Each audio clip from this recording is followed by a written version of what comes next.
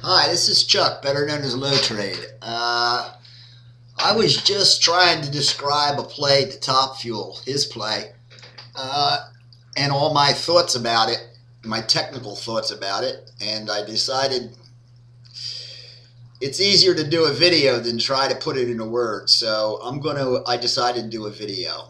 The subject is a very good subject. It has many things involved in it. So let's see if I can remember to cover everything that's in my head. Uh, the premise was that we're looking at a V bottom here, okay? And over here is your chart showing you that you can have a V bottom as a reversal or you can have a V bottom as a continuation. Now, I want to mention about V bottoms. One of the things that I see in this chart that I disagree with is V bottoms, the angle, the prior angle of descent is very important. Normally, once you get your V bottom bounce and you hit your first target and you get your little emotion rise and throwback, okay, once it takes off again, it usually takes off at the same angle as it approaches the V bottom. So this chart really should have the angle not so steep. It should be going up like this. Okay, that's one point. Okay, what do I want to cover next? Oh, I wanted to cover the fact that many times you'll see a midterm or a longer term pattern, which right here you're seeing a long retrace and then a bounce. This is a single bounce. This is one bounce, okay? And that pattern, once it bounced, turned into a shorter term pattern, which is this bear flag. Okay, now the bear flag tells you that once you have your reversal, you use my rule of fibs, and as you come up, if you bounce at this point, it should break and continue past support. I may make mistakes with support and resistance because this is a reversed or a bear flag, and I'm used to talking the other direction. If it goes to 50%, and then comes down, you can expect it to come and stall at top resistance. And if it goes to 61%, you can expect it to go to 38%, which if you actually look at this, the red bounce, the candle tail did touch that 38%. And if the retrace goes above, with a flag it's below 61%, the odds are the bounce is going to bring you back to 50% fibs. Okay, now we've gone through fibs. The next thing I want to talk about is with the V bottom, many technical traders will trade it on the second day of the bounce. They have a higher risk level. My thesis is that each one of these fibs lines is a support line now, okay? So the more support lines you cross, the harder it is for any retrace to break those support lines, which increases your odds for success in a continuation play. So my personal rule about trading V bottoms is I don't take my first entrant until the 61% line is broken. That way I have 1, 2, 3, 4 support levels below me. That makes me feel very confident that this thing is not going to come back down and continue and have a bear flag successful trade. So the 61% level is my point of comfort. So I get a smaller trade from here to here, but I rule out the possibility of a losing trade because the bear flag is successful and keeps you coming down. Okay, we'll drop that point. Next thing I wanted to cover was, which I was just trying to put in words. I mentioned there's a midterm pattern, which is a single bounce, with a short-term pattern, which is a bear flag. You enter here, and with the single, if you remember the videos I've done on the single bounce, the more candles about resistance levels. Normally, when you have a bounce, it'll start coming up, and as it comes up, it'll hesitate a little bit at different various resistance levels. And every time a candle reaches the same point, it's a resistance level. 2 candles is very weak.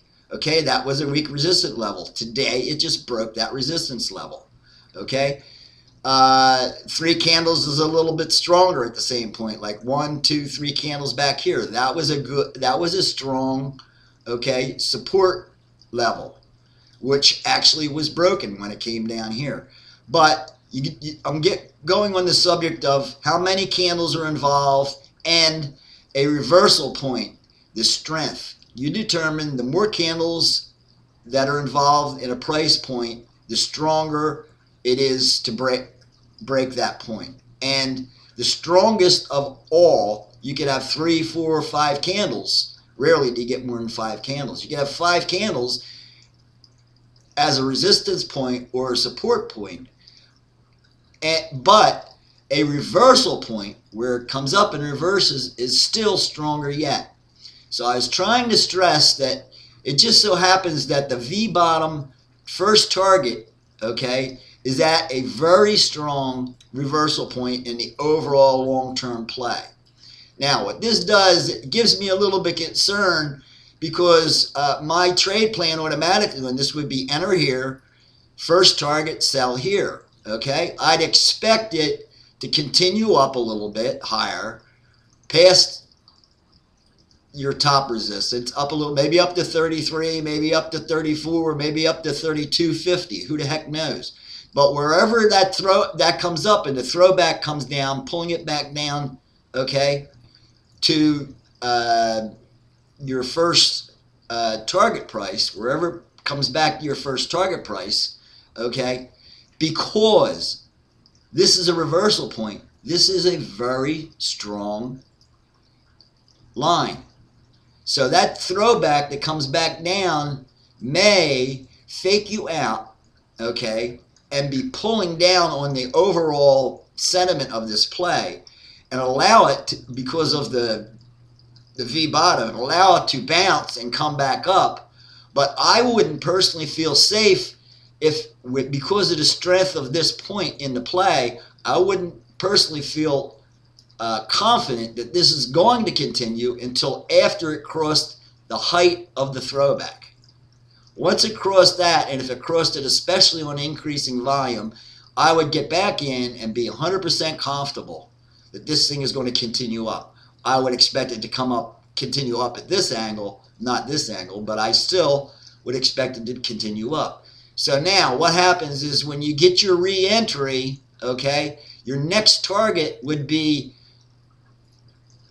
the difference from here to here added up here. So if you take from here to here and add that, you're coming back up very close to the single bottom bounce top. Okay?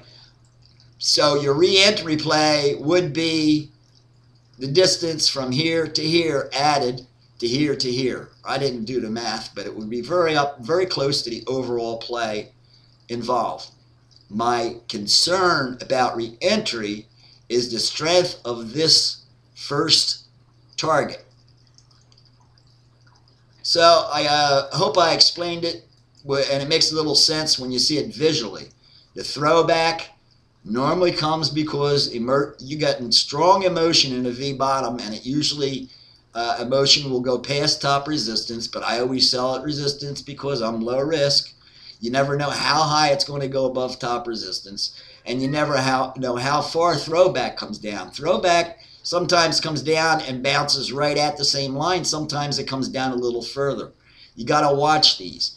But my main reason for making this video is I was trying to explain in words that this candle, this reversal candle in the overall midterm pattern is giving me concern about re-entry. Okay, so due to that, rather than putting the re-enter figure just above my entry, say at 32, I would definitely wait until I reached the top of the throwback, the high of the throwback point. Now, wherever that throwback point stops, 33, 34, it doesn't really matter. I wouldn't get back into this thing because of the strength of this. until I hit that point. Because if it throws back and this strong point of the overall play ends up being a magnet holding it down, you can get faked out with a small bounce, get in at 32, and the damn thing can come back down again. And what ends up happening in a situation like that is you'll end up coming all the way back down to the bottom, and guess what will happen? Your midterm single bounce pattern will turn into a double bottom pattern. So there's a very strong possibility that if you enter before throwback high, that you may end up getting involved in re-entering into a double bottom pattern. 10 minutes, I guess that's about it.